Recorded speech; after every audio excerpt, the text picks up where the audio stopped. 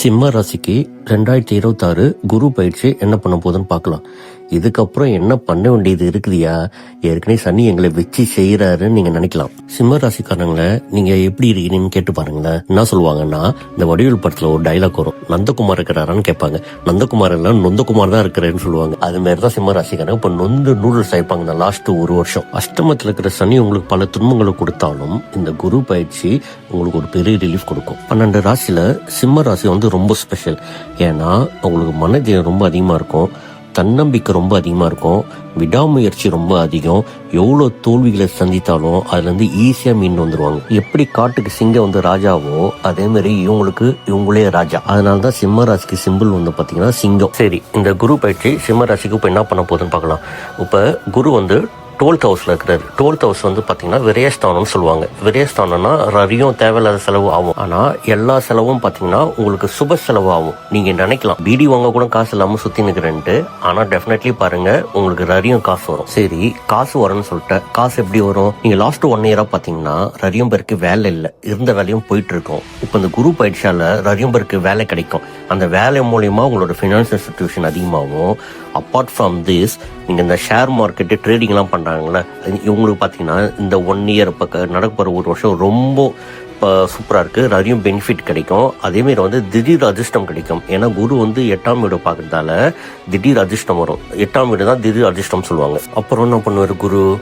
நிறைய பேருக்கு இடமாற்றம் இருக்கும். அது மாதிரி இந்த வெளிநாடு வெளியூர் அதுக்காக காத்திருக்கணும். பாத்தீங்கன்னா இந்த டைம்ல இந்த விசா ப்ராசஸ் எல்லாம் ஈஸியா முடிஞ்சு நிறைய பேர் வெளியூர் போகிற ஆப்ஷன் கிடைக்கும்.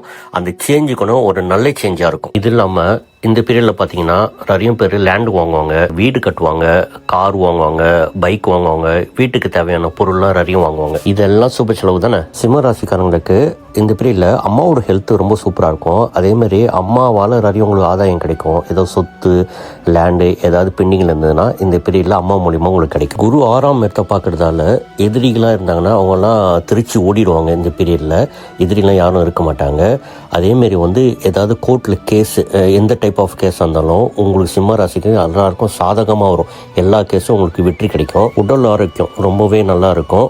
ஏற்கனவே வந்து ஏதாவது ப்ராப்ளம் இருந்தா இந்த பீரியட்ல படிப்படியா எல்லாம் சரியாயிடும். பெரிய பெரிய கடன்லாம் இருந்தா இந்த பீரியட்ல கண்டிப்பா அடைச்சிருவீங்க.